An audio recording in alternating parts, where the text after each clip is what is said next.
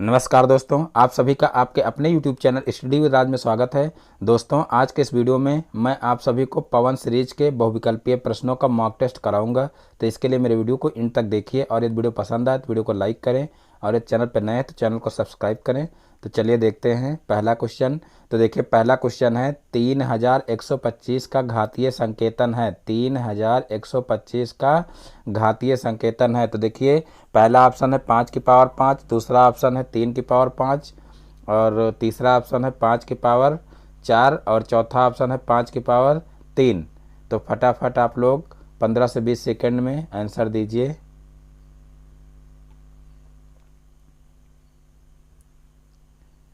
तो देखिए इसका जो पहला ऑप्शन है बिल्कुल राइट आंसर हो जाएगा 5 की पावर 5, क्योंकि देखिए 5 गुणे 5 गुणे 5 गुणे 5 गुणे 5 5 बार करेंगे तो पचहम 25, 25 पंचे 125, 125 पंचे 625 और 625 पंचे 3125 हो जाएगा। तो इस प्रकार से 5 की पावर 5 इसका राइट आंसर हो जाएगा।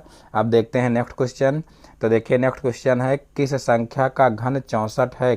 किस संख्या का घन 64 है। तो देखिए पहला ऑप्शन है इसका 12, दूसरा ऑप्शन है 6, तीसरा ऑप्शन है 8 और चौथा ऑप्शन है 4। तो देखिए इसका जो द ऑप्शन है बिल्कुल राइट आंसर हो जाएगा 4, क्योंकि देखिए किस संख्या का घन 64 है पूछा गया है। तो देखिए 4 का घन करेंगे यानी कि 4 का क्यूब करेंगे तो कितना हो जाएगा। देखिए 4 गुणे 4 गुणे 4 करेंगे तो 4 चौक 16 और 16 चौक को 64। तो इस प्रकार से 64 हो जाएगा, यानी कि 4 का घन 64 होगा। इसका द ऑप्शन जो है वो बिल्कुल राइट आंसर हो जाएगा। अब देखते हैं नेक्स्ट क्वेश्चन। तो देखिए नेक्स्ट क्वेश्चन है -5/9 का घन है। -5/9 का घन है।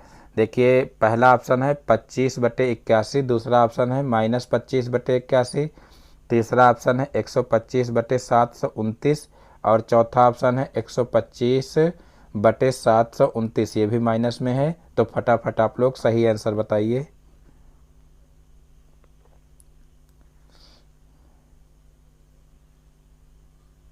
तो देखिए इसका जो द ऑप्शन है बिल्कुल राइट आंसर हो जाएगा -125/729। देखिए -5 का घन करेंगे तो देखिए पहले -5 गुणे -5 करेंगे तो माइनस माइनस प्लस हो जाएगा और फिर तीसरे वाले -5 से करेंगे तो फिर प्लस माइनस माइनस हो जाएगा, इसलिए चिन्ह माइनस का ही लगेगा। और फिर 5 गुणे 5 गुणे 5 करेंगे तो पचहम 25 और 25 पंचे 125 हो जाएगा और फिर 9 गुणे 9 गुणे 9 करेंगे तो 9 नवा 81 और 81 नवैया करेंगे तो 729 हो जाएगा। तो इस प्रकार से इसका जो द ऑप्शन है बिल्कुल राइट आंसर हो जाएगा। अब देखते हैं नेक्स्ट क्वेश्चन। तो देखिए नेक्स्ट क्वेश्चन है क्वेश्चन नंबर 4। देखिए करड़ी की घात 3 दिया हुआ और करड़ी के अंदर दिया हुआ 125 गुणे 343 का मान है, यानी कि यहाँ पर 125 और 343 का घनमूल हमें निकालना है और घनमूल निकाल करके फिर उनका दोनों का गुणा करना है। जो गुणनफल आएगा वही आंसर होगा। तो यहाँ पर देखिए पहला ऑप्शन है 35, दूसरा ऑप्शन है 45, तीसरा ऑप्शन है 75 और चौथा ऑप्शन है 105।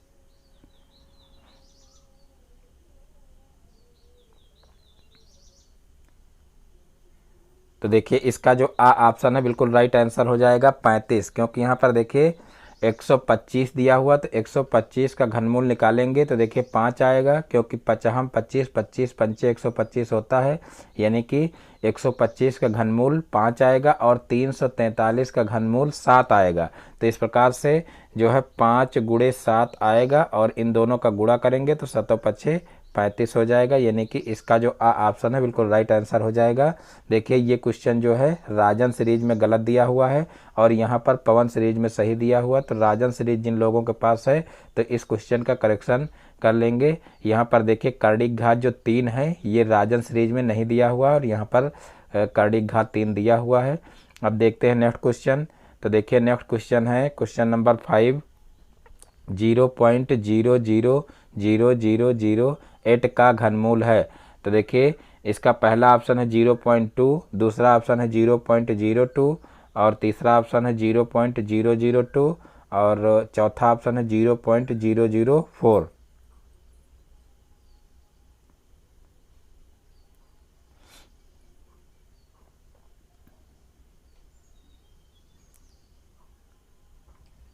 तो देखिए इसका जो बा ऑप्शन है बिल्कुल राइट आंसर हो जाएगा 0.02, क्योंकि देखिए 0.02 का 3 बार गुणा करेंगे तो हमारा 0.000008 आ जाएगा। यानी कि यहाँ पर देखिए जिस संख्या का घन ये संख्या होगी वही संख्या जो है इसका घनमूल होगी। तो यहाँ पर देखिए इसका घन करेंगे तो ये संख्या आ जाएगी। तो इस प्रकार से इसका जो बा ऑप्शन है वही राइट आंसर हो जाएगा। ये क्वेश्चन भी राजन की सीरीज में गलत दिया हुआ है, यानी कि यहाँ पर 1 0 कम दिया हुआ है, तो ये भी आप लोग करेक्शन कर लीजिएगा। और यहाँ पर ये क्वेश्चन सही लगा हुआ है। अब देखते हैं नेक्स्ट क्वेश्चन।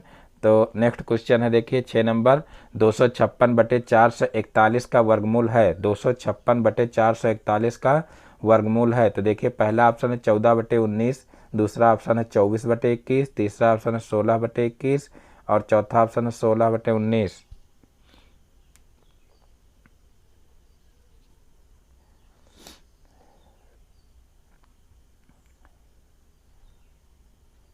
तो देखिए इसका जो सा ऑप्शन है बिल्कुल राइट आंसर हो जाएगा 16/21। देखिए 256/441 का वर्गमूल पूछा गया है। तो यहाँ पर देखिए 256 का वर्गमूल निकालेंगे तो 16 आएगा और 441 का वर्गमूल निकालेंगे तो 21 आएगा। तो इस प्रकार से 16/21 इसका सही आंसर हो जाएगा। अब देखते हैं नेक्स्ट क्वेश्चन। तो देखिए नेक्स्ट क्वेश्चन है 0.09 का वर्गमूल है। 0.09 का वर्गमूल है। तो देखिए पहला ऑप्शन है यहाँ पर 0.3, दूसरा ऑप्शन है 0.03, तीसरा ऑप्शन है 0.003 और चौथा ऑप्शन है 0.9।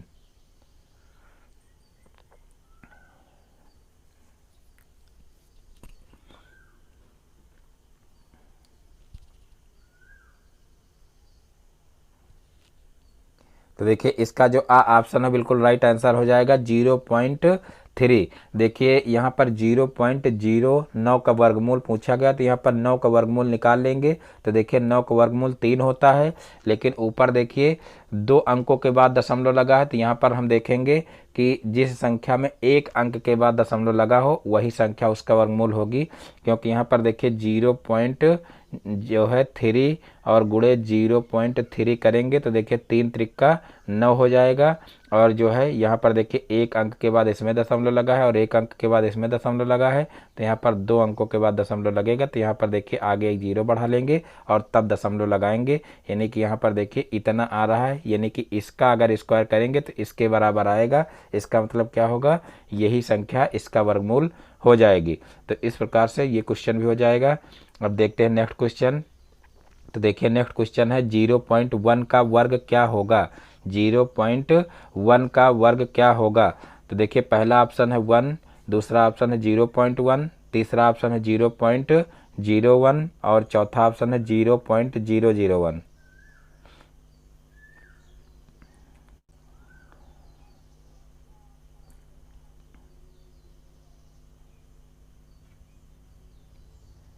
तो देखिए इसका जो सा ऑप्शन है बिल्कुल राइट आंसर हो जाएगा 0.01।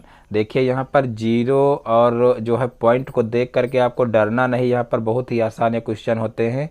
देखिए यहाँ पर 0.1 का वर्ग करना है, तो यहाँ पर हम क्या करेंगे 0.1 गुणे 0.1 कर देंगे। तो देखिए 1 का 1 से गुणा करेंगे तो 1 ही आएगा, लेकिन यहाँ पर देखिए 1 अंक के बाद यहाँ पर दशमलव लगा है और 1 अंक के बाद यहाँ पर दशमलव लगा है, तो यहाँ पर नीचे 2 अंकों के बाद दशमलव लग जाएगा।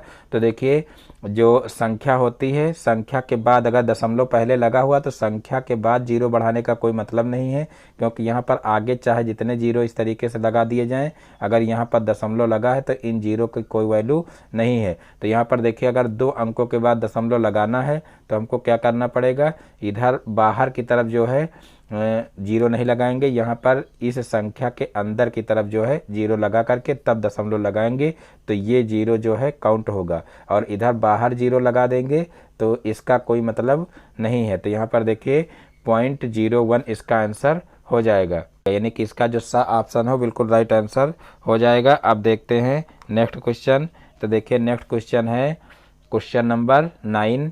0.3 के होल क्यूब का मान है। 0.3 के होल क्यूब का मान है। तो देखिए पहला ऑप्शन इसका 0.09, दूसरा ऑप्शन है 0.0027, तीसरा ऑप्शन है 0.027 और चौथा ऑप्शन है 0.27।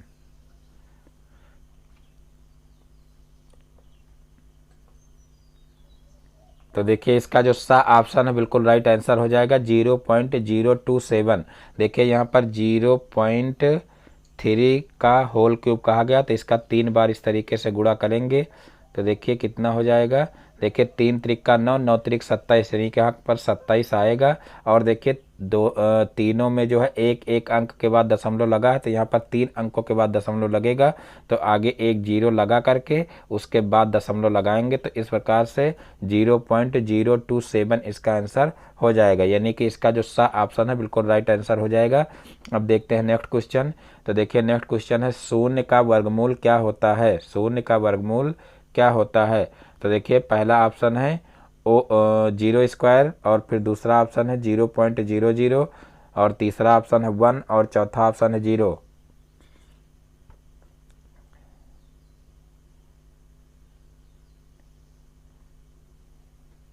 तो देखिए शून्य का वर्गमूल शून्य ही होता है, यानी कि इसका जो द ऑप्शन है बिल्कुल राइट आंसर हो जाएगा। अब देखते हैं नेक्स्ट क्वेश्चन। तो देखिए नेक्स्ट क्वेश्चन है 6 अंकों की छोटी सी छोटी पूर्ण वर्ग संख्या क्या होगी। 6 अंकों की छोटी सी छोटी पूर्ण वर्ग संख्या क्या होगी। बहुत बार क्वेश्चन करवाया गया है, आप लोग फटाफट इसका सही आंसर दीजिए। देखिए यहाँ पर पहला ऑप्शन दिया हुआ है 9,99,988 दिया हुआ है। फिर यहाँ पर देखिए जो है कितना दिया हुआ, इकाई, दहाई, सैकड़ा, हजार, 10,000, लाख, यानी कि 1,01,000 दिया हुआ है। और फिर यहाँ पर 1,02,000 दिया हुआ है और फिर 1,04,000 देखिए 89 दिया हुआ है। तो फटाफट इसमें आप लोग सही आंसर बताइए।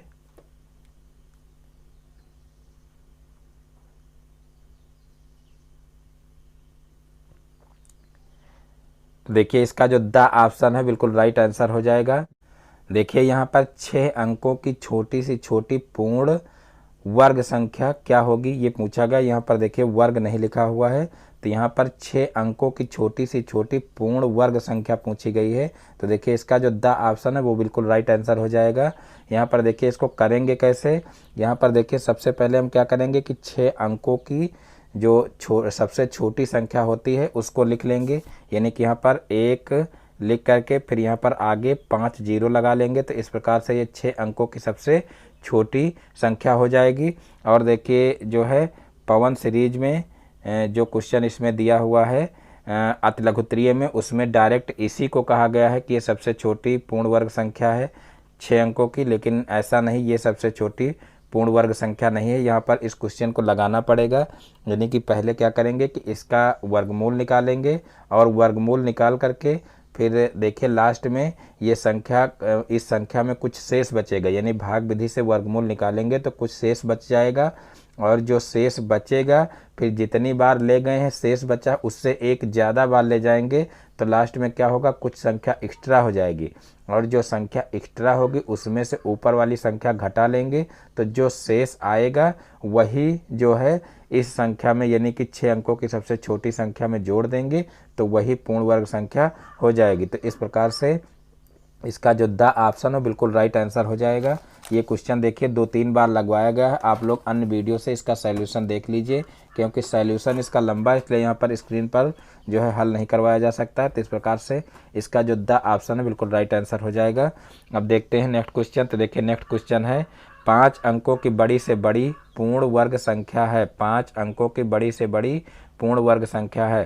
तो देखिए पहला ऑप्शन है 88,888, दूसरा ऑप्शन है 88,892, तीसरा ऑप्शन है 99,856 और चौथा ऑप्शन है 99,999। तो फटाफट इसका सही आंसर दीजिए।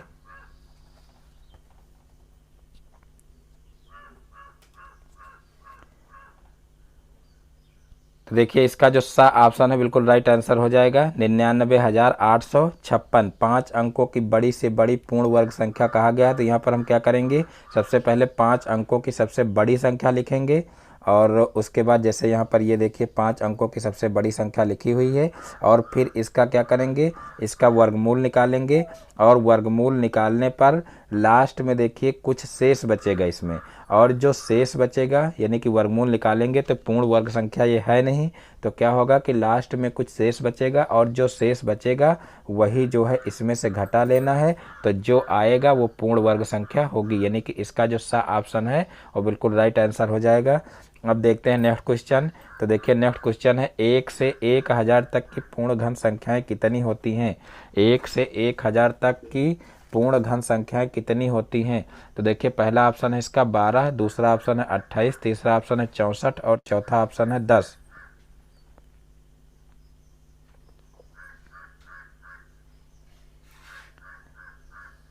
तो देखिए इसका जो द ऑप्शन है बिल्कुल राइट आंसर हो जाएगा 10। देखिए यहाँ पर 1 से 1000 तक की पूर्ण घन संख्याएं कहा गया है, तो यहाँ पर देखिए इस तरीके से निकाल लेंगे। देखिए एक पूर्ण घन संख्या है, एक का घन क्या होगा, एक ही होगा, और 2 का घन क्या होगा, 8 होगा। इसी प्रकार 3 का घन क्या होगा, 3 का घन देखिए 27 होगा, और इसी प्रकार से 4 का घन क्या होगा, 4 चौक 16, 16 चौक 64 यानी कि 64 होगा। और इसी प्रकार से देखिए जब लास्ट में 10 का घन करेंगे तो 10 का घन कितना होगा, तो 10 का घन होगा 1000। तो इस प्रकार से देखिए 1 से लेकर के 10 तक के संख्याओं के घन करेंगे तो 1 से लेकर के 1000 तक की पूर्ण घन संख्याएं पता चल जाएंगी। तो इस प्रकार से कुल संख्याएं जो है वो कितनी बनेंगी, 10 बनेंगी। तो इसका जो द ऑप्शन है बिल्कुल राइट आंसर हो जाएगा। अब देखते हैं नेक्स्ट क्वेश्चन। तो देखिए नेक्स्ट क्वेश्चन है क्वेश्चन नंबर 14, सबसे छोटी पूर्ण घन प्राकृतिक संख्या है। सबसे छोटी पूर्ण घन प्राकृतिक संख्या कौन सी है। तो यहाँ पर देखिए पहला ऑप्शन दिया हुआ है 3, दूसरा ऑप्शन दिया हुआ है 1, और तीसरा ऑप्शन दिया हुआ 9 और चौथा ऑप्शन दिया हुआ 6। तो देखिए इसका जो बा ऑप्शन है बिल्कुल राइट आंसर हो जाएगा 1। अभी आप लोगों को बता चुके हैं कि सबसे छोटी जो पूर्ण घन प्राकृतिक संख्या होती है वो 1 होती है। अब देखिए नेक्स्ट क्वेश्चन। तो देखते हैं नेक्स्ट क्वेश्चन, 201 का होल स्क्वायर और फिर गुणे 200 माइनस 200 का होल क्यूब का मान ज्ञात कीजिए। तो देखिए यहाँ पर सबसे पहले 221 का स्क्वायर दिया हुआ, गुणे 200 दिया हुआ, माइनस 200 का होल क्यूब दिया हुआ, इसका मान ज्ञात करना है। तो फटाफट इसका सही आंसर दीजिए। देखिए पहला ऑप्शन दिया हुआ है देखिए 60,200, और उसके बाद फिर देखिए दिया हुआ है 80,200, और फिर दिया हुआ है देखिए 75,060, और फिर दिया हुआ 10,200।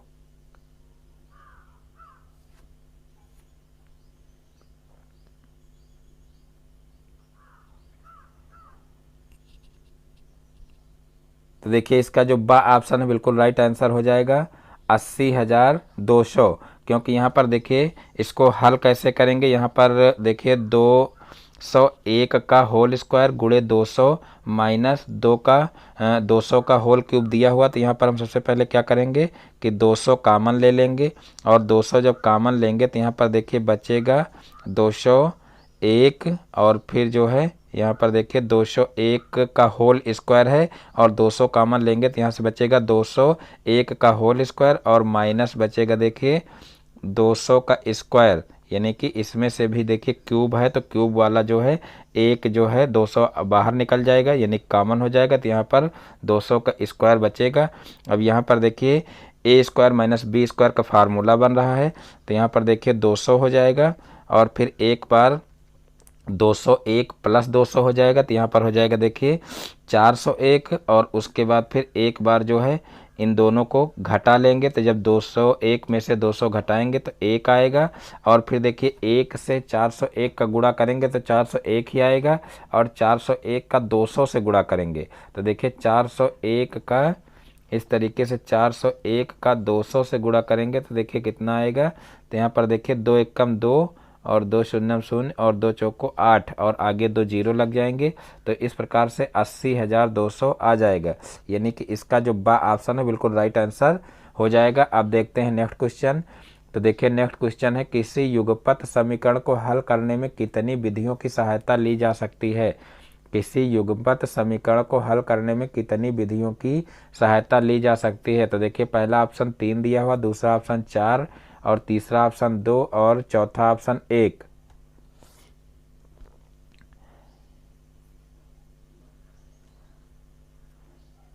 तो देखिए इसका जो सा ऑप्शन है बिल्कुल राइट आंसर हो जाएगा। देखिए किसी भी युगपत समीकरण को हल करने में कितनी विधियों की सहायता ली जाती है, तो वो दो है, एक विलोपन, दूसरी प्रतिस्थापन। देखिए एक वज्र गुणन विधि भी होती है, लेकिन ये डीएलएड में आप लोगों को नहीं पढ़ाया गया, यानी कि आपके सिलेबस में नहीं है, नहीं तो जो है इसका जो आ ऑप्शन है वो आपका सही हो जाता। तो यहाँ पर देखिए आपके सिलेबस में केवल दो ही हैं, जो है विलोपन विधि और प्रतिस्थापन विधि, इसलिए जो है इसका जो सा ऑप्शन है इसी को सही टिक करेंगे, यानी कि किसी युगपत समीकरण को हल करने में दो विधियों का प्रयोग करते हैं, विलोपन विधि और प्रतिस्थापन विधि। अब देखते हैं नेक्स्ट क्वेश्चन। तो देखिए नेक्स्ट क्वेश्चन है, यदि किसी भिन्न के अंश और हर में क्रमशः 1 घटा दें तो नई भिन्न का मान 1/5 हो जाता है। यदि उनके अंश और हर में क्रमशः 1 जोड़ दें तो नई भिन्न का मान 1/3 होता है, वह भिन्न है। तो देखिए इसका पहला ऑप्शन दिया हुआ 2/9, दूसरा ऑप्शन दिया हुआ 3/11 और तीसरा ऑप्शन दिया हुआ 4/13 और चौथा ऑप्शन दिया हुआ है 3/11।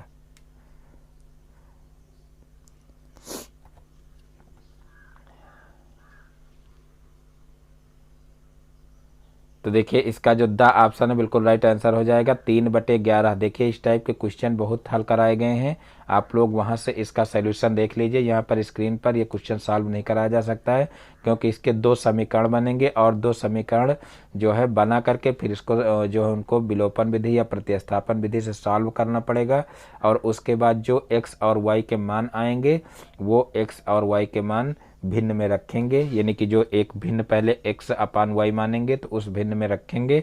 तो इस प्रकार से ये उत्तर जो है वो पता चल जाएगा। तो इस प्रकार से इसका जो द ऑप्शन है बिल्कुल राइट आंसर हो जाएगा। अब देखते हैं नेक्स्ट क्वेश्चन। तो देखिए नेक्स्ट क्वेश्चन है, विद्यालय की बास्केटबॉल टीम द्वारा 10 मैचों में प्राप्त अंक निम्नवत हैं, मैच के अंकों की माध्यिका बताओ। तो देखिए यहाँ पर जो है पहला अंक क्या है, 10, 12, 8, 9, 11, 19, 13, 10, 20, 22, इनकी माध्यिका बतानी है। तो देखिए पहला ऑप्शन है इसका 13.5, दूसरा ऑप्शन है 11 और तीसरा ऑप्शन है 9 और चौथा ऑप्शन है 11.5।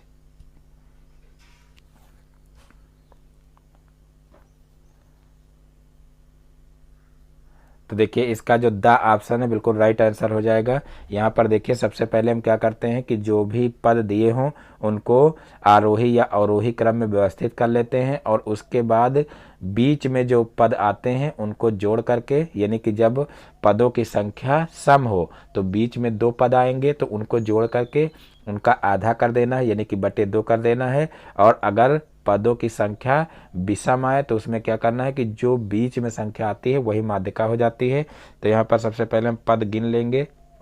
तो देखिए 1, 2, 3, 4, 5, 6, 7, 8, 9, 10। देखिए पदों की संख्या सम है, इसलिए यहाँ पर क्या करेंगे कि सबसे पहले इनको आरोही क्रम में लिख लेंगे, और आरोही क्रम के बाद लिखने के बाद फिर बीच में जो दो पद हैं उन दो पदों को जोड़ करके और जो है उनको 2 से भाग कर लेंगे। तो यहाँ पर देखिए सबसे छोटी संख्या क्या है, सबसे छोटी संख्या 8 है, और उसके बाद 9 हो जाएगा, उसके बाद फिर देखिए 10, और 10 यहाँ पर देखिए 2 बार है तो 10 10 हो जाएगा, उसके बाद फिर 11 हो जाएगा, यानी कि 11 देखिए जो है पाँचवीं संख्या पड़ेगी।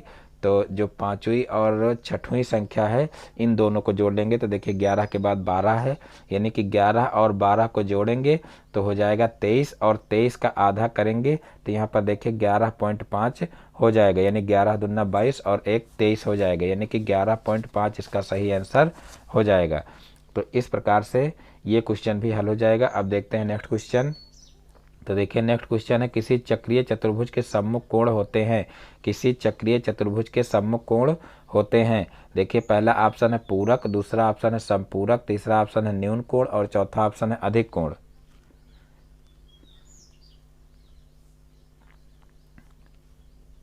तो देखिए इसका जो बा ऑप्शन है बिल्कुल राइट आंसर हो जाएगा। देखिए चक्रीय चतुर्भुज का मतलब जो चतुर्भुज वृत्त के अंदर इस तरीके से बना हो उसको चक्रीय चतुर्भुज बोलते हैं, और इसकी ये कंडीशन होती है कि इसका जो ये सम्मुख कोण होता है, इन दोनों सम्मुख कोणों का योग जो है 180 डिग्री होता है, यानी कि इन दोनों कोणों का योग करें तो दोनों कोणों का योग संपूरक होता है, और इन दो कोणों का योग करें तो इनका योग भी संपूरक होता है। देखिए संपूरक का मतलब है कि जिन दो कोणों का योग 180 डिग्री हो उन्हें संपूरक कोण कहते हैं।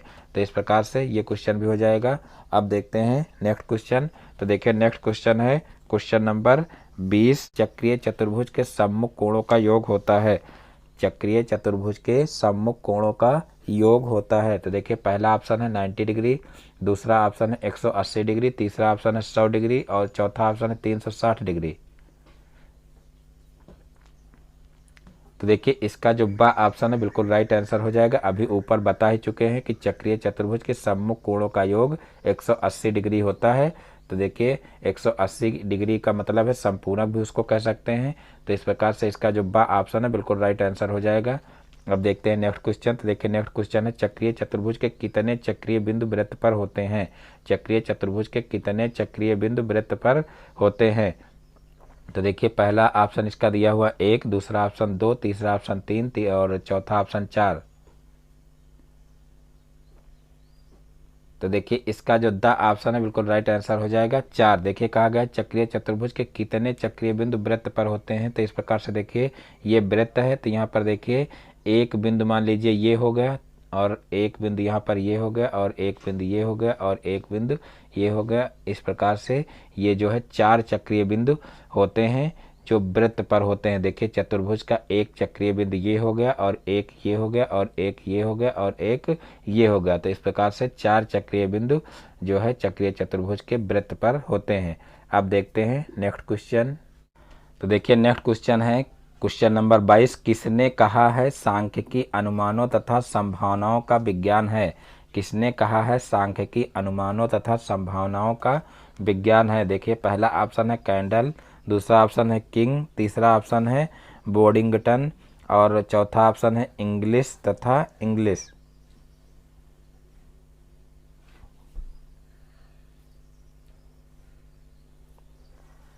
तो देखिए इसका जो ऑप्शन है बिल्कुल राइट आंसर हो जाएगा बोडिंगटन। और फिर देखते हैं नेक्स्ट क्वेश्चन। तो देखिए नेक्स्ट क्वेश्चन है अंक वितरण में सबसे बड़े अंक और सबसे छोटे अंक को कहते हैं। अंक वितरण में सबसे बड़े अंक और सबसे छोटे अंक को कहते हैं। देखिए पहला ऑप्शन दिया हुआ प्रसार, दूसरा ऑप्शन दिया हुआ वर्गांतर, तीसरा ऑप्शन दिया आवृत्ति और चौथा ऑप्शन दिया हुआ उपर्युक्त सभी।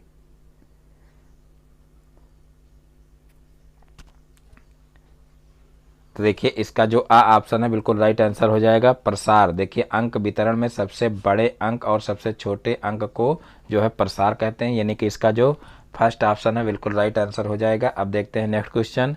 तो देखिए नेक्स्ट क्वेश्चन है केंद्रीय प्रवृत्ति के माप हैं। केंद्रीय प्रवृत्ति के माप हैं। देखिए पहला ऑप्शन दिया हुआ मध्यमान, दूसरा ऑप्शन दिया हुआ मध्यांक, तीसरा ऑप्शन दिया हुआ बहुलांक और चौथा ऑप्शन दिया हुआ उपर्युक्त सभी। तो देखिए इसका जो द ऑप्शन है बिल्कुल राइट आंसर हो जाएगा उपर्युक्त सभी। केंद्रीय प्रवृत्ति के माप मध्यमान, मध्यांक, बहुलांक सभी हैं। इसका मतलब इसका जो द ऑप्शन है बिल्कुल राइट आंसर हो जाएगा। अब देखते हैं नेक्स्ट क्वेश्चन। तो देखिए नेक्स्ट क्वेश्चन है गुणात्मक वर्गीकरण में वर्गों का निर्माण किसके आधार पर होता है। गुणात्मक वर्गीकरण में वर्गों का निर्माण किसके आधार पर होता है। पहला ऑप्शन है विवरण के आधार पर, दूसरा ऑप्शन है गुणों के आधार पर, तीसरा ऑप्शन है मात्रा के आधार पर और चौथा ऑप्शन है उपर्युक्त सभी।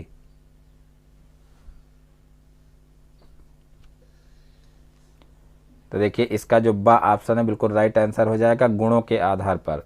गुणात्मक वर्गीकरण में वर्गों का निर्धारण किसके आधार पर होता है, तो वो होता है गुणों के आधार पर, यानी कि इसका जो बा ऑप्शन है बिल्कुल राइट आंसर हो जाएगा। अब देखते हैं नेक्स्ट क्वेश्चन।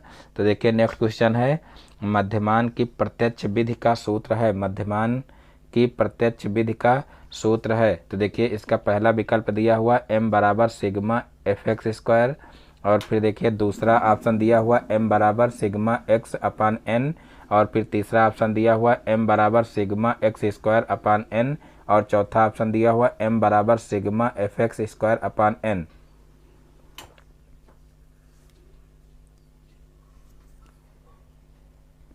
तो देखिए इसका जो बा ऑप्शन है बिल्कुल राइट आंसर हो जाएगा m बराबर सिग्मा x अपान n। m बराबर सिग्मा x अपान n इसका सही सूत्र हो जाएगा, यानी कि मध्यमान का जो है प्रत्यक्ष विधि का सूत्र क्या हो जाएगा m बराबर सिग्मा x अपान n। अब देखते हैं नेक्स्ट क्वेश्चन। तो देखिए नेक्स्ट क्वेश्चन है निम्न संख्याओं का मध्यमान है, निम्न संख्याओं का मध्यमान है। तो देखिए यहाँ पर संख्याएं दी हुई हैं 6, 8, 9, 13 और 14। 6, 8, 9, 13 और 14 इनका मध्यमान ज्ञात करना है। तो देखिए पहला ऑप्शन दिया हुआ 11, दूसरा ऑप्शन दिया हुआ 12, तीसरा ऑप्शन दिया हुआ 10 और चौथा ऑप्शन दिया हुआ 9।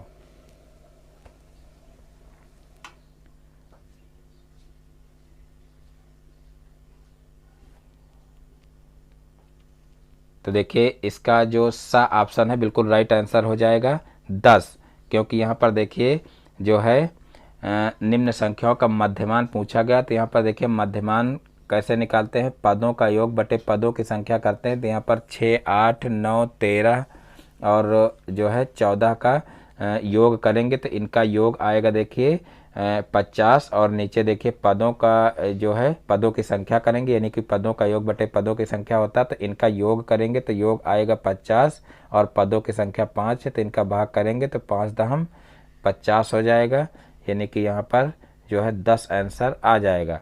तो इस प्रकार से इसका जो इसका जो सा ऑप्शन है बिल्कुल राइट आंसर हो जाएगा। अब देखते हैं नेक्स्ट क्वेश्चन। तो देखिए नेक्स्ट क्वेश्चन है आवृत्ति वितरण में जिस संख्या की पुनरावृत्ति अधिक बार होती है वह कहलाता है। आवृत्ति वितरण में जिस संख्या की पुनरावृत्ति अधिक बार होती है वह कहलाता है। पहला ऑप्शन है देखिए मध्यमान, दूसरा ऑप्शन है मध्यांक, तीसरा ऑप्शन है बहुलांक और चौथा ऑप्शन है उपर्युक्त सभी।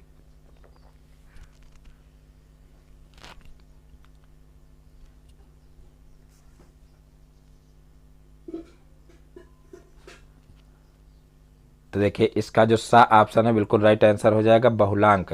देखिए आवृत्ति वितरण में जिस संख्या की पुनरावृत्ति अधिक बार होती है, यानी कि जो संख्या बार बार आती है उसको क्या कहते हैं, उसको बहुलांक कहते हैं। अब देखते हैं नेक्स्ट क्वेश्चन। तो देखिए नेक्स्ट क्वेश्चन है केंद्रीय प्रवृत्ति का मान वह मान है जो समस्त आंकड़ों का श्रेष्ठतम प्रतिनिधित्व करता है। केंद्रीय प्रवृत्ति का मान वह मान है जो समस्त आंकड़ों का श्रेष्ठतम प्रतिनिधित्व करता है। केंद्रीय प्रवृत्ति की यह परिभाषा किसने दी है, यह परिभाषा किसने दी है ये बताना है। तो देखिए पहला ऑप्शन इसका है क्लार्क एवं सकाडे ने, दूसरा ऑप्शन है सिम्पसन एवं काफ्का ने और तीसरा ऑप्शन है रास ने और चौथा ऑप्शन है मैकाले ने।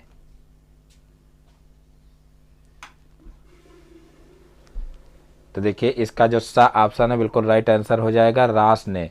फिर देखते हैं नेक्स्ट क्वेश्चन। तो देखिए नेक्स्ट क्वेश्चन है मध्यमान किन कारणों से लाभकारी है, मध्यमान किन कारणों से लाभकारी है। देखिए पहला ऑप्शन दिया हुआ सरल विधि है, दूसरा ऑप्शन दिया हुआ अंक गणितीय पद्धति पर निर्भर है, तीसरा ऑप्शन दिया हुआ तुलना संभव है और चौथा ऑप्शन दिया हुआ उपर्युक्त सभी। तो देखिए इसका जो द ऑप्शन है बिल्कुल राइट आंसर हो जाएगा उपर्युक्त सभी। अब देखते हैं नेक्स्ट क्वेश्चन। तो देखिए नेक्स्ट क्वेश्चन है क्वेश्चन नंबर 31 मध्यांक के द्वारा ज्ञात किया जाता है, मध्यांक के द्वारा ज्ञात किया जाता है। पहला ऑप्शन है सीमांत, दूसरा ऑप्शन है मध्य बिंदु, तीसरा ऑप्शन है दोनों आ तथा बा और फिर चौथा ऑप्शन है उपर्युक्त में से कोई नहीं। तो देखिए इसका जो बा ऑप्शन है बिल्कुल राइट आंसर हो जाएगा मध्य बिंदु। मध्यांक के द्वारा क्या ज्ञात किया जाता है, मध्य बिंदु ज्ञात किया जाता है। फिर देखिए नेक्स्ट क्वेश्चन है बहुलांक अन्य नाम से जाना जाता है, बहुलांक अन्य नाम से जाना जाता है।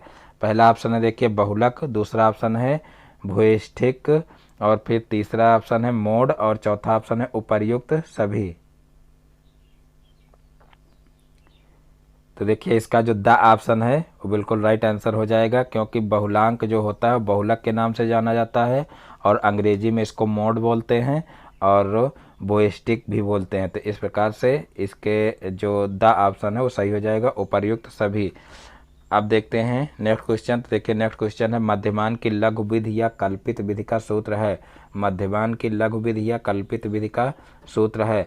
तो देखिए पहला ऑप्शन दिया हुआ है m बराबर A M plus sigma F D upon N into I और दूसरा ऑप्शन दिया हुआ m बराबर sigma F D upon N into I और तीसरा ऑप्शन दिया हुआ m बराबर A M plus sigma F D upon N और चौथा ऑप्शन दिया हुआ उपयुक्त में से कोई नहीं। तो देखिए इसका जो आ ऑप्शन है बिल्कुल राइट आंसर हो जाएगा m बराबर A M plus sigma F D upon N into I, यानी कि इसका जो आ ऑप्शन है बिल्कुल राइट आंसर हो जाएगा। अब देखते हैं नेक्स्ट क्वेश्चन। तो देखिए नेक्स्ट क्वेश्चन है अव्यवस्थित प्राप्तांकों से मध्यांक की गणना का सूत्र है। अव्यवस्थित प्राप्तांकों से मध्यांक की गणना का सूत्र है।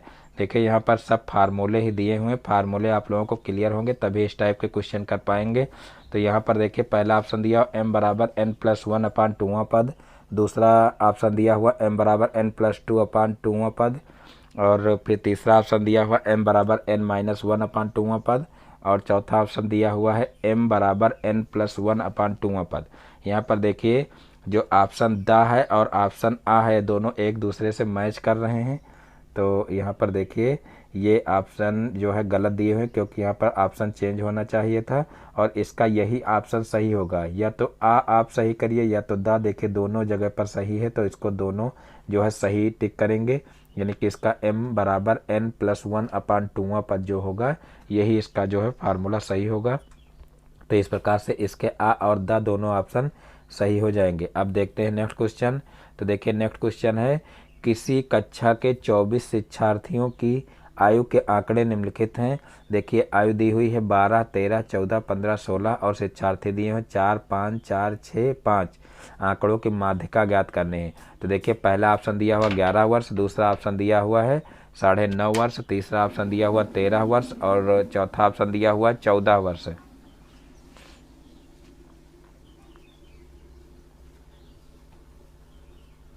तो देखिए इसका जो द ऑप्शन है बिल्कुल राइट आंसर हो जाएगा 14 वर्ष। देखिए यहाँ पर सबसे पहले हम क्या करेंगे कि इसकी संचयी बारंबारता निकालेंगे और संचयी बारंबारता निकालेंगे तो उसकी सहायता से माध्यिका जो है ज्ञात की जा सकती है। तो इसका जो द ऑप्शन है वो बिल्कुल राइट आंसर हो जाएगा 14 वर्ष। इस टाइप के क्वेश्चन बहुत सारे क्वेश्चन लगवाए गए हैं तो आप लोग वहाँ से ये क्वेश्चन यानी कि इस क्वेश्चन का सॉल्यूशन देख सकते हैं। अब देखिए नेक्स्ट क्वेश्चन। तो देखते हैं नेक्स्ट क्वेश्चन आंकड़ों 12, 12, 13, 12, 10 का बहुलक होगा। आंकड़ों 12, 12, 13, 12, 10 का बहुलक होगा। तो देखिए बहुलक यहाँ पर ज्ञात करना है। तो बहुलक का मतलब जो संख्या सबसे अधिक बार आती है वही बहुलक है। बहुत ही आसान क्वेश्चन है। तो यहाँ पर देखिए सबसे अधिक बार 12 आया है, यानी कि इसका बहुलक जो है वो क्या हो जाएगा 12 ही हो जाएगा, यानी कि इसका जो बा ऑप्शन है बिल्कुल राइट आंसर हो जाएगा। अब देखते हैं नेक्स्ट क्वेश्चन। तो देखिए नेक्स्ट क्वेश्चन है 10 विद्यार्थियों द्वारा 15 में से प्राप्त किए गए निम्नलिखित अंकों का बहुलक होगा। 10 विद्यार्थियों द्वारा 15 में से प्राप्त किए गए निम्नलिखित आंकड़ों का बहुलक होगा। तो यहाँ पर देखिए 9, 10, 12, 10, 13, 12, 10, 12, 10, 9 दिया हुआ है। तो इसमें क्या करना है बहुलक बताना है। तो फटाफट आप लोग बहुलक बताइए। तो देखिए इसमें 10 सबसे अधिक बार आया है, यानी कि इसका जो आ ऑप्शन है बिल्कुल राइट आंसर हो जाएगा, यानी कि इसका बहुलक कितना हो जाएगा 10 हो जाएगा। तो इस प्रकार से आज के सारे क्वेश्चन समाप्त होते हैं। मैं उम्मीद करता हूं कि आज का वीडियो आप लोगों को पसंद आया होगा। दोस्तों यदि हमारा वीडियो पसंद आया तो वीडियो को लाइक करें और इस चैनल पर नए हैं तो चैनल को सब्सक्राइब करें। तो फिर मिलते हैं अपने नेक्स्ट वीडियो में एक नए टॉपिक के साथ में। तब तक के लिए जय हिंद, वंदे मातरम।